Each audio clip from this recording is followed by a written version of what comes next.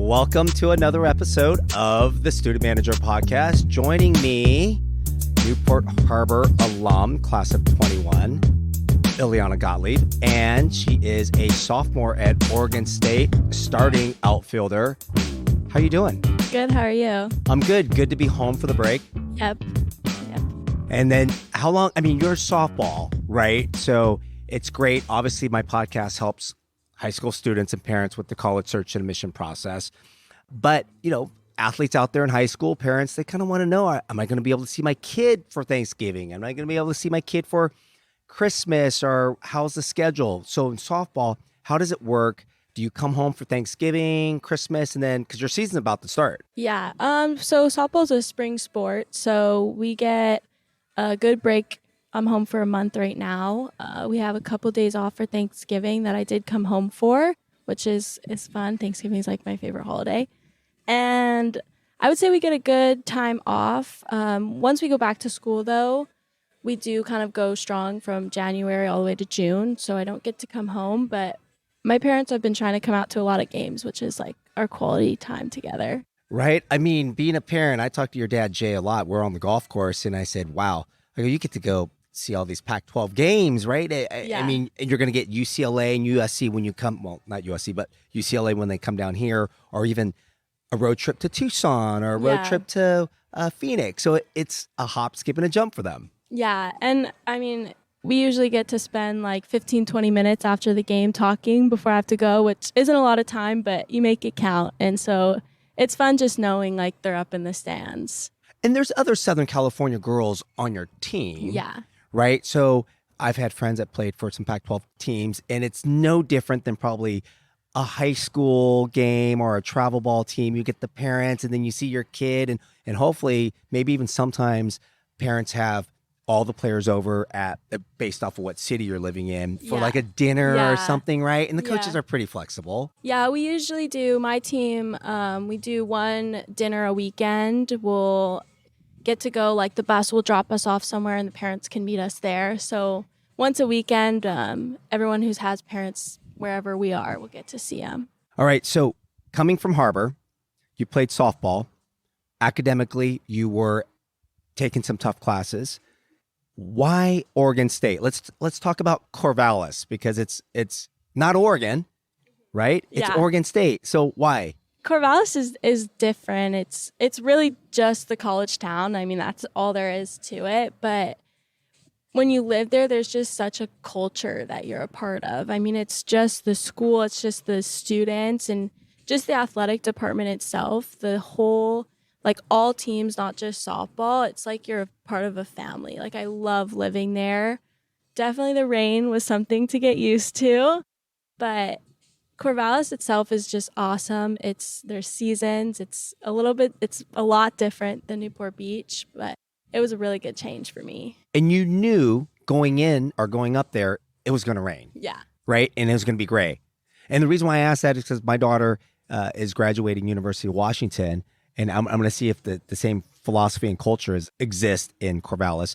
But yes, it rains a lot and it's gray, and it's probably only pretty August and September. Yeah. Right? Yeah. Okay. So those of you that are listening, that's a student or a parent, yes, it's like today. Eliana, look.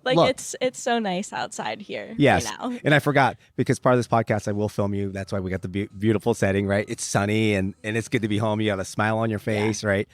Now, people at UW in Seattle, they really don't carry umbrellas around, because when it rains, it just spits on you. Yeah. Right? Is that the same? Talk about, like, if you see someone in an umbrella walking on campus, I would probably laugh. Okay, right? Like, dork. Yeah, like just put a hood on or walk through it. Because it's that slow drizzle. I think it definitely pours. Like, it definitely comes down hard. But I really don't see people with umbrellas. And if I did, I'd be like, what are you doing? That can't be the worst. I love to talk about weather because people from out here will say, oh, but I want warm, or my kid needs warm. So that's not the worst thing about Oregon State. If I said, and I love to ask this question, what do you not like about Oregon State? There's no malls. Like, if I want to go to a shopping mall, I have to go to Eugene. which is not a bad drive. Ooh, enemy territory. Yeah, enemy territory. So that's like growing up in Newport Beach, like you can drive 5 minutes and you're at Fashion Island, or then you're at the beach, or you're at South Coast Plaza. And so they don't have that in Corvallis. All right, and here's one we always hear. And well, before I get there, so how often are you driving to Eugene? Like, what are you picking up at the mall? Rarely. I never go. Okay. Because it's not like easily accessible. Now, are you living? I'm gonna assume your freshman year, you probably lived in the dorms. Yeah. So my freshman year, they put the athletes all together in a dorm. It was athletes and then international students shared a dorm. This year, I live in an off-campus apartment. Okay, and so living in the off-campus apartment, this is where I'm getting like, where's the closest grocery store? Where are you going? Is there a Costco or Trader Joe's? They have like Safeway. They have Fred Meyer. I don't know if you ever heard of that, but that's the big grocery store up there. They have everything, Trader Joe's. How was living in the dorms your freshman year? Because you did say it's the athletes, and some universities do that, right? They have athletes living in specific athlete dorms. The food's better, and then you have the GDIs. We call them goddamn individuals. They're living in the other dorms, right? So how was it living in the dorms your freshman year? Was it like did you have one roommate, suite mates? So I had one roommate and then two other suite mates, and the four of us shared a bathroom, which was nice not having a big communal one. And I really enjoyed it because I think that's where I met like a bunch of other people from other sports that I would say I'm still friends with today. And everything in Corvallis is walkable. Like it's all so close. And so I didn't have a car my freshman year and I really didn't need it. You could walk to the softball field for practice, walk to all my classes, walk to get food. So it was nice. I mean, living in an apartment is way better than a dorm any day, but it was not a bad experience at all. And now living in the dorms. So did you pick all your roommates from you're going to see them too much. So I don't know if it's all softball teammates or did you go, oh, I want this person that I met who I'm really good friends with. Who are your roommates today? All softball players, okay. Which was a hesitation for me. My freshman year, I was like, I'm going to see them all the time. I don't know if I want to live with other of my teammates. But the good thing about it is you're all on the same schedule. So that's really helpful. And the three other girls that I lived with last year, I still live with today. And so it worked out. Like we all love living with each other and we don't get sick of each other. So family. Yeah. Right? Yeah. Are you all from the class of 21? Yeah. Okay. So from Southern California? Uh-huh. All of us are from Southern California. Okay. So you guys are probably like the little 4-pack clique. Yeah. Right? Yeah. So when you came out of Harbor, or I'm gonna take it back further because we talked about this growing up. You played softball at Newport Mesa, growing up in the rec league, right? Yeah. Which is fun. It's great. Slow pitch, a daddy pitch, right? Yeah. And then you start getting to level. When did you say to yourself, you know what? I want to do this in high school. I want to play competitively, and possibly I want to play in college. I think those all came at different times. I would say 8th grade was when I started really taking it seriously and was like, I should join a team that's not rec ball. And then probably like the end of freshman, sophomore year, I was like, wow, I could play in college. Like I could take this somewhere. And with softball, you can't commit to a college until September 1st of your junior year. So everything kind of happens later. But when I joined the Corona Angels, freshman year of high school, that was when I was like playing with all these older girls that were already committed to colleges and stuff. And I was like, wow, like I'm a part of this. Like that can be me in 3 years. What did you learn from them? What did you take away? I mean, you were a freshman, right? You were probably 14, playing on a 16s team. Mm-hmm. Just like the one thing that the Corona Angels was all about was like the want and a drive to play. Like just the want to go out there and just absolutely demolish everyone you play. That was probably the biggest thing I learned was that, and like challenging your teammates. We carried rosters of like 30 girls and 9 play. And so like how do you get better is you challenge the other girls that play in the same position as you, and then you push and you compete, and then one of you earns the starting spot. And to me, that's the best way that you get better as a player. See, it's not that Newport soft for first Yeah, off, right? it's not. It's not Newport It's not. Soft. It's not these entitled, my kid should play. Because, and this is great having you on the podcast because I came from the softball world, and you're absolutely right. First, especially when they're going to premieres, right? Which is funny because you're playing all these best teams, but like, why go somewhere out of the United States when everyone wants to come here in Southern California and play for that tournament, right? But if your kid wasn't playing, you had kids leaving that team that weekend and maybe other pitchers coming on your team, or else maybe just for the championship run, they would bring 5 pitchers or whatever to the team, and they would, I call it club hop because that's what they were doing, right? Yeah, we call it like pickup players. Yeah. Well, that's why I love you stayed with the Corona Angels. And for those of you that are listening, Corona Angels, like, they're legit. Like, they have 20,000 coaches. Like, I always like to say, oh, that's great, you played for the Corona Angels. What coach, right? It's always the name, like, 16 Fong, 16 Gottlieb. Yeah, I think out of all the big softball organizations, I would say the Corona Angels it's not as big as you see like Bat Busters, Firecrackers, like those, like they have like 40, 16U teams. Corona Angels It's all money. Yeah, this is smaller, maybe like 5 or 6 teams. But why I wanted to stay with them was it was challenging, but it was fun. Like, I woke up every weekend and I was like, oh my God, it's 6 a.m., but I am so excited to go play today. Yeah. And I could see it because for those of you who are listening and parents that, like, right, they live their life vicariously through their kids, your kid they have to want it, right? You're waking up. I mean, my son played hockey and he was waking up at 4 and 5. And then there comes a point he's like, I don't want to do this anymore. Or my daughter was doing softball and then she switched to volleyball. And then it's just, you either have it or you don't, where that drive where you're going to continue to the next level. Because you could obviously do it at Newport Harbor High School and go play at a club team. But for you to take it to the next level, you knew you had that determination.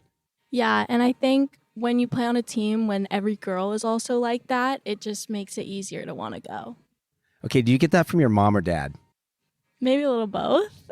Because I see it in your dad. Yeah. Jay, if you're listening. He probably will. Okay, so now we're in high school, and the recruiting process, obviously, you're talking about you don't sign until September 1st, junior year, which I think is phenomenal because I don't think any kid in any sport should be committing in their freshman year because you're 14 years old. Yeah, like, people want to, but I could say, like, you don't know what you want. You really don't. So how many other schools were in the run for a natural lefty, right? Yeah. Are you a 5-tool? Sort of. Come on, you can say it.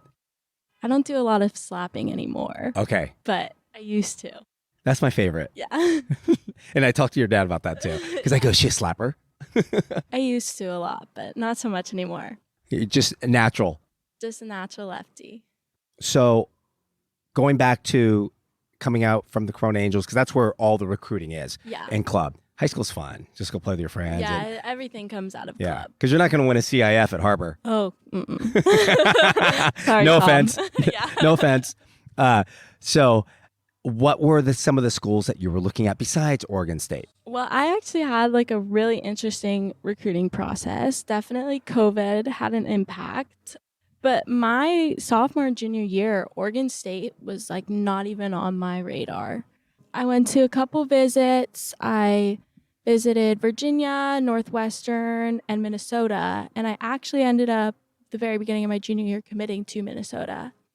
And I was committed there for about a year, like all through my junior year. And they had a coaching change. The coach went to Ole Miss, and I was like, I want to stay at Minnesota. And then, like, probably the beginning of my senior year, I got a call, and it was like, we don't have an offer for you anymore because everything's verbal at that point. Yes. You sign your NLI the November of your senior year. And I was like, what do you mean? And can I? Yes. I was like, oh my God, like shit hit the fan. And I was like, what do I do? Like, I'm supposed to sign an NLI in 2 weeks and I have no more scholarship anymore.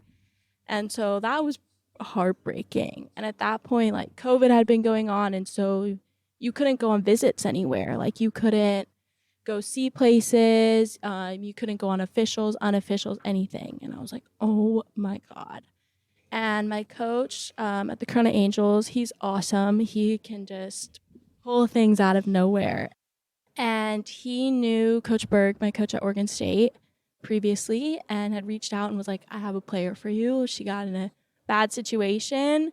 And I talked to Coach Berg. I did a lot of research on Oregon State, and I signed that November. And it was crazy. And I had never been Sight on unseen? campus. Yeah, I had never been on campus because you couldn't go visit. And the first time I'd even seen Coach Berg in person was when I moved in my freshman year, which was crazy. And everything happens for a reason because I love it. And I mean, I never would have expected my life to be where it is right now 3 years ago, but it's awesome.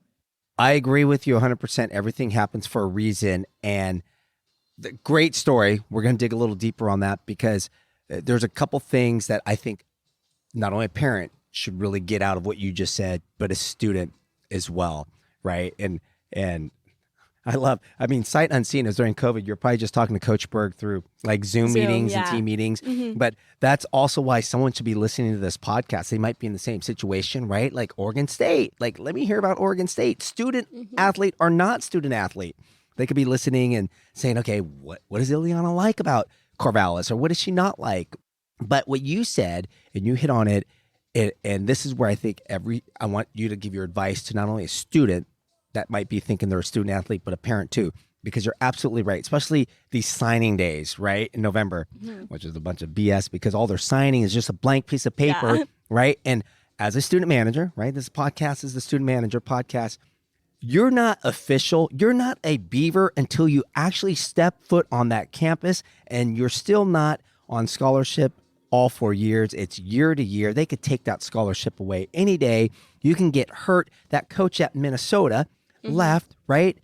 That happens a lot. Yeah. So you just said you were devastated. It was hurt. I mean, I would love to get your perspective on a student, knowing what you know now. Like, what advice would you give a student going through that process, knowing that a coach can leave anytime, or more importantly to that parent, because your parents like Jay and Rebecca are probably going, I don't know what they were thinking. So, well, from like a recruiting standpoint as an athlete, I would say don't commit somewhere for a coach. Thank you. Yeah. You have to live there. You have to go to school there too. It's not just the coach. That's important. From just a regular student standpoint, the name of the school isn't everything. That's for sure. I think a big thing in Newport Beach is like USC, UCLA, and that might not be the best fit for you, even though it sounds nice. I agree with you 100%, especially with the transfer portal. Yeah. Right? Because I kind of feel like college is like club sports. If you don't like what you're doing, you don't like your coach, they're going to put their name in the transfer portal, right? Oh, I'm not getting playing time.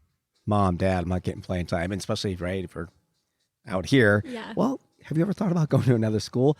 That's why I love the consistency with Corona Angels, right, for 4 years.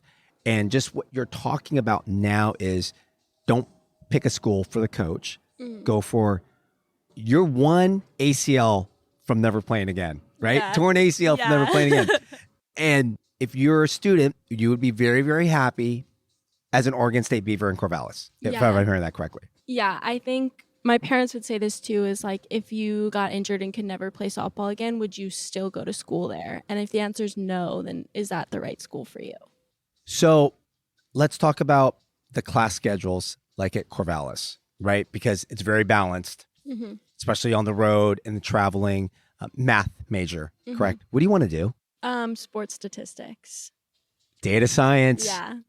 Like, break that down further. Like, what type of analysis and statistics? Like, hopefully for an MLB team would be awesome. That'd be like my dream, but honestly, anything. Okay, so you'll get this and appreciate this, because this is even before like the shift was on. This was like 2000. I'm going to say, hold on, Julie, it's 2002, 2008, 2009. This is like 8U softball rec. Okay. Did your dad ever coach? No. Okay. Tell me if your coach ever did this. We had a player. There's two things that they're going to bring up because this all kind of relates to data science. We're playing, it was an 8U team, and I brought the center fielder up to play like between right behind second base. So I only had two outfielders, and I just kind of moved them out because I go, they're not going to hit it there. They're going to hit it in the infield. So what happened? They hit it right to my person. We threw it at first base. I won't mention any names, but the coach goes, Fong, that's Bush League. I'm like, what? It worked. It worked. But it even gets better. So like at 10U, did you ever pitch lefty? Or do you? Years ago in rec ball. Okay. So Julie was a lefty, right? So she was pitching, and my all-star catcher and our fall ball catcher, we were playing against in rec league. Rec league's fun, right? Yeah. So I moved. She's right-handed. She's not going to hit it on the all she wants to do is pull, right? So Julie is lefty, off speed. She can't throw. You would have crushed it over her. So I probably would have done something different to you too. But I shifted everyone over to the right. Like the third base, there was no way she was going to pull it because it was just off speed. I knew she was going to chase it. And my good friend, she's like, that's BS, Fong. I'm like, what? But is that like just knowing that little data science, right? The little numbers. Just the little analytics that like can help you so much. Yeah. It's like we're not playing checkers, we're playing chess. Yeah. So what do you think about the shift in Major League Baseball going away? I don't think they should make it go away. Like, if the hitter can't adjust, then I think that's on him.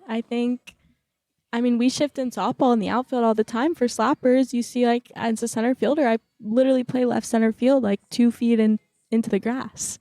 Like, and that's where they hit the ball. That's where I want to stand. Right. So why wouldn't, like, do you ever think, or even if how do they play you when you're up? Because are you, I don't even know what number you bat. You're not 1 or 2. Last year I batted second. Okay. Yeah. So I think it depends on the team. By the way, she's all Pac-12 freshman year. Last year, as the year went on, teams get researched. They know I didn't slap that much. And so being at the top of the order can be a little confusing because you expect slappers to be up there, especially as a lefty. So some teams played me in and saw I didn't slap and they immediately adjust. But the good thing about that is I can slap. And so I read the defense. And if the third baseman is like, she's hitting away and she's 3 feet behind third base, I'm gonna drop a bunt. That's what I was getting at, because like even in the major leagues, I'm like, just why won't someone just punch one right down the line? There's nobody there. Is it ego at that level? I don't know. Maybe. But you're smart enough to read that defense, and if they're playing back, like if she's playing right at the third base line, like right at the edge, will you drop one? I'm not fast enough. I'll say that. Okay. I'm not. Okay, home the first. What's your speed? Just under 3. Okay, because I remember like reading. Like, what's the fastest? Who's the fastest on your team? They probably run like 2.6. Okay. Yeah. Okay, so yeah. I'm not fast enough for that. You probably got that speed from Jay.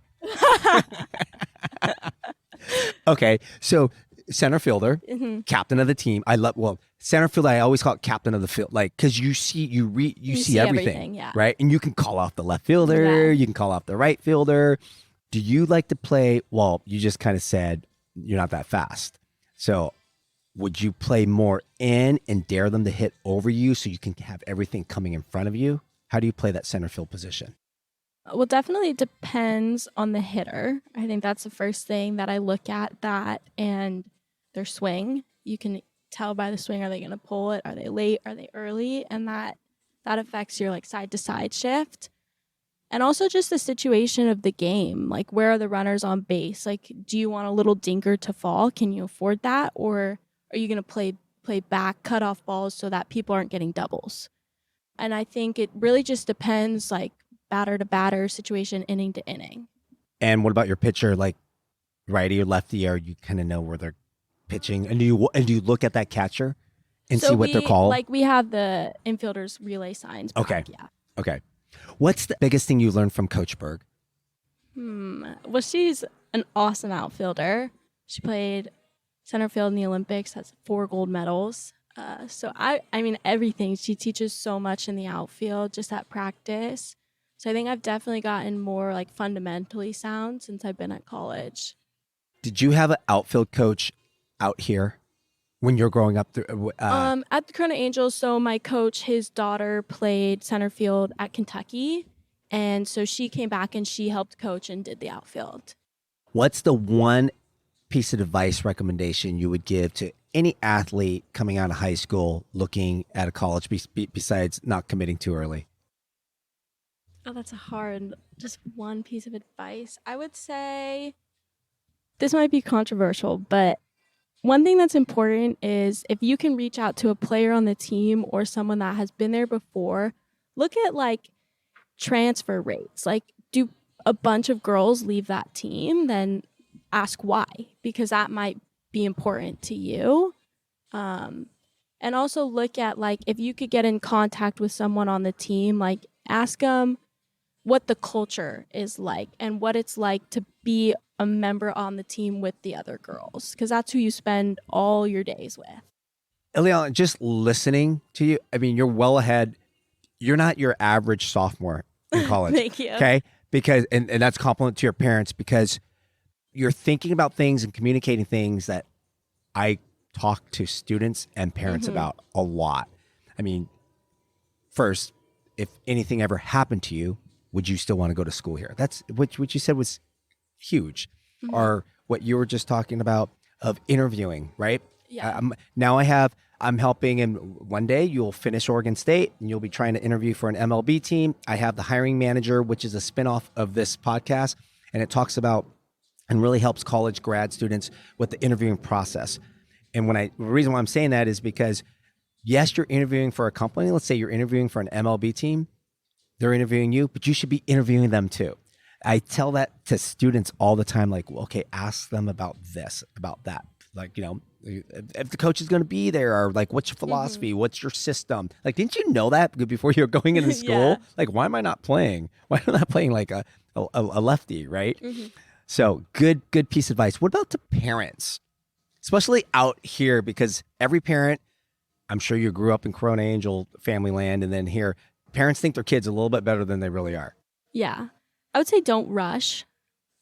Take your time and find the right school.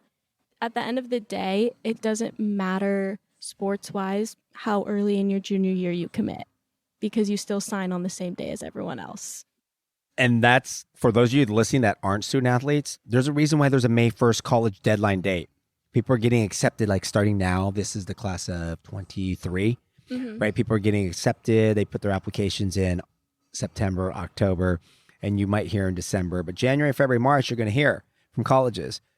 And then all friends are talking, even at Newport Harbor, right? If you were class of 21, you knew you were going to Oregon State, but were your friends, did you feel pressure did you sense pressure from your friends where some of them were like, well, I'm going here. And some were like, well, I don't even know where I'm going, but they just kind of felt like I needed to commit. There's a reason why there's a May 1st deadline date. Yeah, it's like at the end of the day, you all move into school on the same day. Thank you. Yeah. I like that one. I might have to steal that one. Imitation is the greatest form of flattery. Yeah. You all move in on the same day. And that's when you met your coach. Yeah. Let's talk about the food at Oregon State. Okay? Because a lot of guests I have on, they talk about how horrible dorm food is. How bad? I mean, you were in the nice student athlete dorms, but the dorm food is dorm food. How good can it be? But the good thing about being an athlete was I had a lot of meals given to me that weren't dorm food. And so I think it made the dorm food not as bad as it probably was, because I didn't eat it that often. Is we had breakfast supplied to us every day. We have this thing called Red Card, which is like money that you get to apply to certain restaurants, and we get it twice a week that we use for dinners. So you can like go to Chipotle, Jersey Mike's, Qdoba, places like that you have money credited to. And I mean, when we play games or travel, all your meals are provided for you. And so I really wasn't eating dining hall food that much. So I thought it was probably better than it was, because I rarely ate it. I remember on break, because we at Long Beach State, we'd get 5 weeks that we had to be on. It's basketball season, right? So all the basketball players are not at home right now. Yeah. Right? Yeah. So they would always hand us the envelopes. I mean, I was a manager. They're handing us envelopes, and we're like, oh, where do we get to go eat now? Yeah. Right? Yeah, that's the best, is like when you get your per diem on the bus and you're like, yes. Now, do some of the girls, do some of them save it and actually go buy, like in our day, people were buying headsets. Yeah. Like, okay, so what do they buy? Because they're like, ooh, I'm gonna shoes. Okay, is that what they do? Try to buy like the cheapest meals and save up your per diem to go shopping. I'm gonna buy top raw. So tell me what is the 4-pack? I'm gonna call you guys the 4-pack at Oregon State. What are you guys buying so cheap where you're saving your money that you're gonna go your per diem? What are you buying? Shopping, really. One of my roommates got a tattoo. Okay. She saved up some of her per diem. Yeah. Would you get one? A tattoo? Yes. I have a couple. I have 2. I don't need any more. Okay. Yeah. So you're going out, you get your per diem. What are some cool places in Corvallis? I don't want to look it up because I'll probably butcher the name. There was a cool little sports bar that when I went there for business, after I went to go check out the campus, I ate. It was like upstairs. It was like right on the corner. But I don't know what that place is, but I want to hear some like places that you like to hang out at. What's good to eat in Corvallis? There's a couple good restaurants. My personal favorite is Sky High. They have it's like 3 stories, and in the springtime when it's not raining in the summer, they have like a rooftop bar, which is super fun to go out on. That's probably my favorite place. See, I'm looking, I can't even think. That's Sky High. What's the Upper Deck Pub? Yeah. There's like so the downtown area has a lot of like fun little restaurants that are just like local to Corvallis only. Okay. There's not really like chains that you would find anywhere, like in Corvallis that you find anywhere else. No, the place I went, it was all black and orange. Like there was like, you knew it was. There's a place called Angry Beaver. That's like a sports bar. It has 2 floors.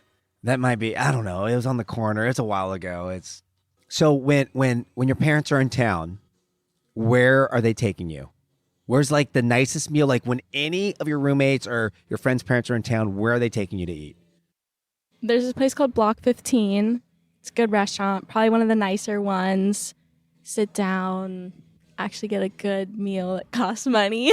Yeah. Yeah, that's what we like. Like the most. And then do your roommates are vice versa? I know like when we go out to Wisconsin and Seattle, Julie always says, how many friends can I bring? Right? Like, yeah. So do you bring like, and then when your friends come, do they just go balls out and order whatever they want? Because that's what we like. That's what, as parents, what we like that. I would say no. I think, well, my roommates and I, like all of our parents are friends, and like, I see him now. My one of my roommates went to Los Al, and so like we played her in high school. Like I see her all the time. So I think it's like normal for us to go out to eat with each other's parents. Okay. Yeah. Okay. And that's good. And the parents get along. Yeah. And then they go on road trips, right? Yeah. And then there's some parents that probably the parents don't want to hang out with. I'm sure, but that's the parent drama.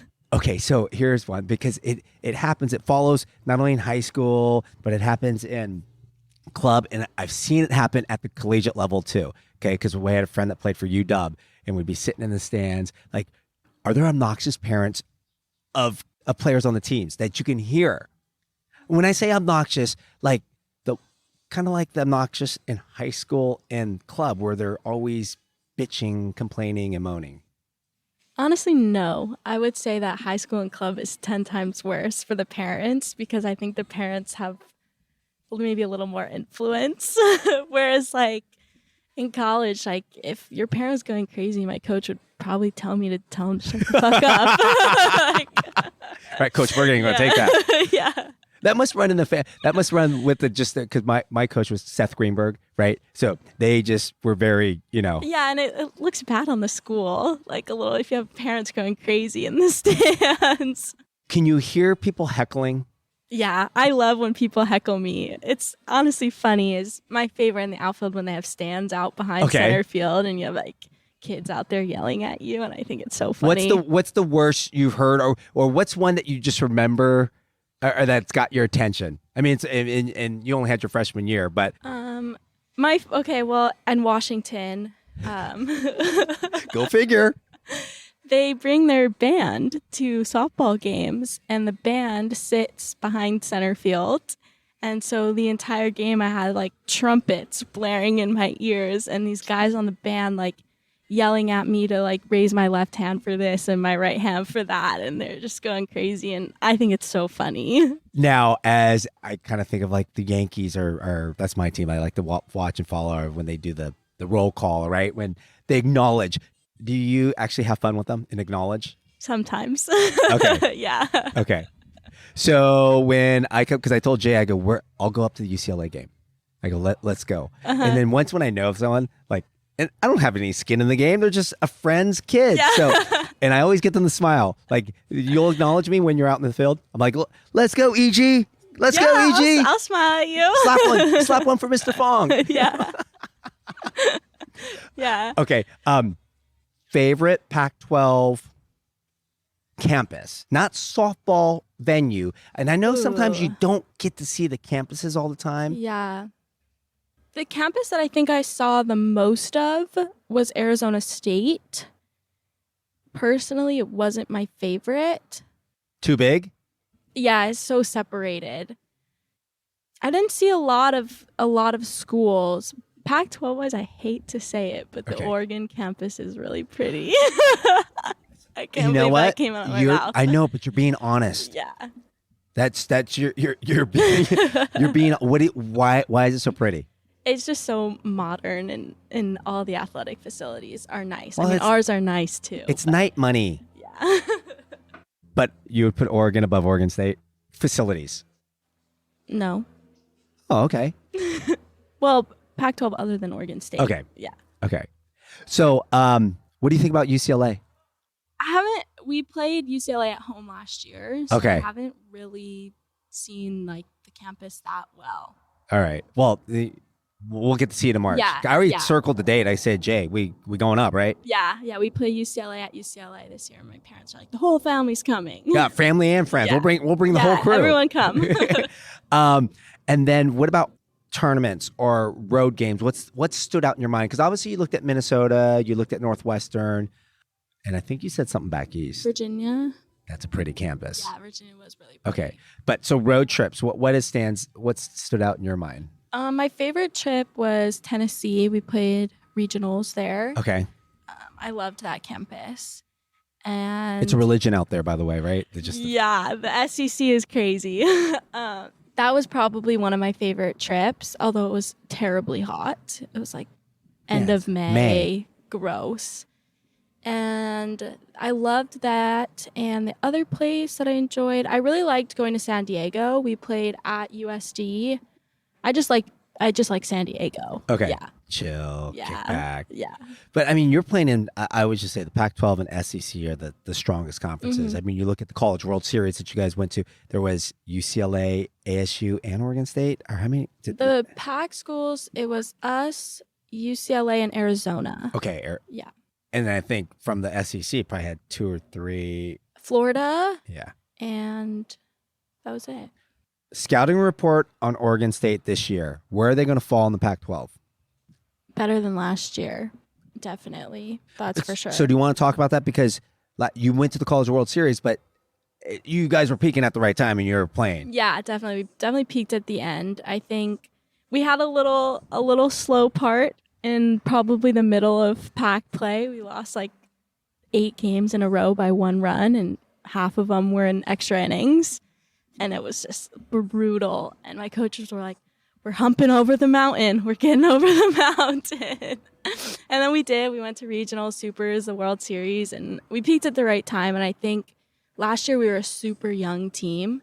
So I think this upcoming year, like we know what's going on, and we're just going to come out like we have something more to prove. You have your team coming back. You've been there before. So what did you learn from that's good as a team that you guys are going to take into this year? I think the biggest thing that we all learned that we want to be better at is consistency. And last year, I think it was like so much unknown. Like everyone was freshmen. We didn't know what was coming next, but now we do. And so now we know how to better prepare for it. What's the scouting report on yourself? So you're doing data science, and we don't want to I'm not going to share this with UCLA or U of A or Oregon, but what's the dirt on EG? I think definitely. How am I going to pitch to you? Well, I don't want to give that away. Throw me low and inside. It's my favorite. Bye-bye. See ya.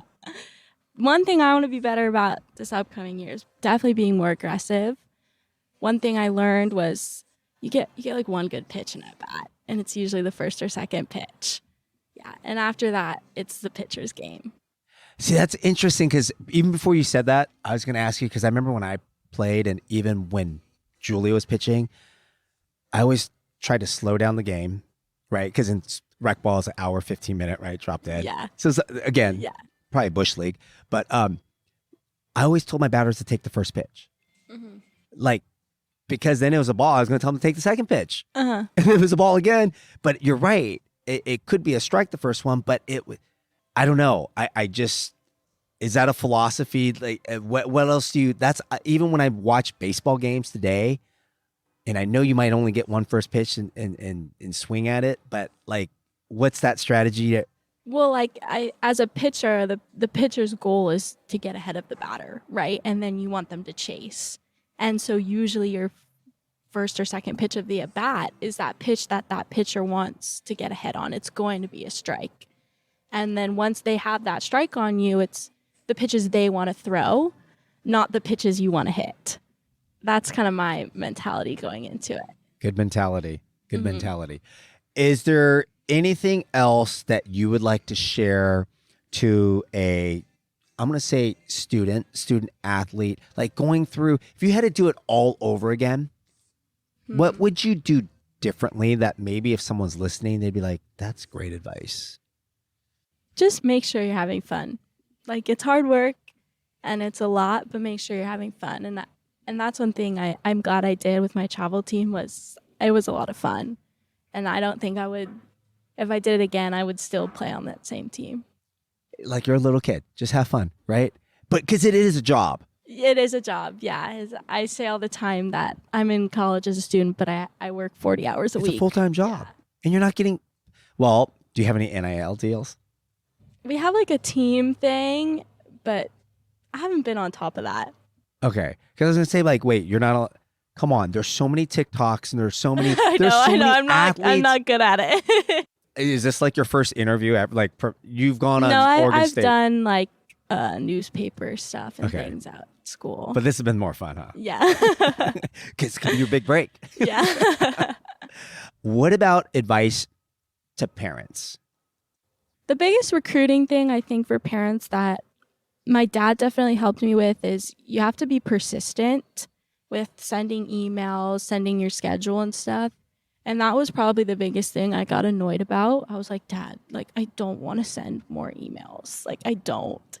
And he was like, no, like, you need to. And that's like, it helps. I mean, at a certain point, it doesn't help. They get thousands of emails every day. But definitely from a parent's view, just being supportive. I think my parents were always there, like, driving me to games and everything. And they probably hated it. I mean, we used to drive out to Riverside at like 10 p.m. I had hitting lessons at 10 p.m. During the weekdays, and my dad would drive me out there and we'd get home at midnight and he would like hate his life. But so you can thank him for that now. Yeah. Right? Yeah, thanks. And this is all through academics, and your mom didn't, like, I remember doing private lessons and my wife would be like, it's school night. Remember, student comes before athlete, right? 10 o'clock hitting lessons. Who did you go to? Marty Tyson's the head of the Corona Angels. Okay. So he used to do lessons and they were like an hour long, and we asked for the latest time possible because it's like, you traffic. Take like the 91, the 15, you're in the car for like an hour even without traffic. And so we're like, the latest possible time you had. And so we'd get home so late at night. But you still got it done academically. Yeah, as cliche as it sounds, is time management is so important. One thing I learned last year is it sucks not doing stupid stuff on bus rides, but you have to get your homework done. Okay. So this goes for like high school too. Like my son just went to London and Paris with modern day basketball, right? Wouldn't you like to go for high school? Yeah. But I said, Joshua, first, it's privileged to be doing that, but you got to get your homework done. He's like, well, the Wi-Fi's bad. I'm like, Wi-Fi? Like, well, the hotel sucks. The Wi-Fi's bad. The bus, like, I remember in college just finding that little 1 hour time block, right? Because you have study hall on the road. We do, yeah. We have required study hall hours. And you have academic counselors come. I mean, Yeah, they give you everything. I mean, we have our own academic advisor who helps you with scheduling. They give you free tutoring for any class you want if you ask for it. They give you like you have to take required study hall hours, all these computer labs, anything you need. You have to take advantage of it. Be proactive. Yeah. So agree or disagree. I just said this last night. If you're a student athlete and you fail, you're a freaking idiot. Disagree. Why? Well, you have all the resources. When you put it that way, then I agree. But I think it can be hard to figure out, like in the beginning as a freshman, it can be hard to figure out how to manage it all. And at that point, if you fail, like I don't think it's just a learning experience. I mean, if you're a senior and you've been doing this for 4 years and you just like slack off, then you maybe. have everything I just think you have a more advantage. You have everything given to you. And I'm not going to say this is at Oregon State, but I know some institutions, I won't mention any names, like we had the test. Like we knew what was going to be on it, like from not only our assistant coach to academics, but former players, right? Like you have resources, you kind of know things. And I would say that the academic advisor kind of gives you a heads up what the easy classes are, and then all the athletes take them together, and not saying anything. That's the best. High school is no different. Yeah. Right. Well, Eliana, it's been great having you on. Thank you. I can't wait till like the spring now. I know. I'm excited. I want to go back to school. Okay. No, you were going to leave this beautiful weather? You heard it. Oregon State Beaver sophomore. If you're going to follow some softball games, maybe another College World Series run. Yeah. Pac-12 Beavers, they're going to be up there. Newport Harbor grad. It's been great having you on. Thank you so much. Fonger News, out.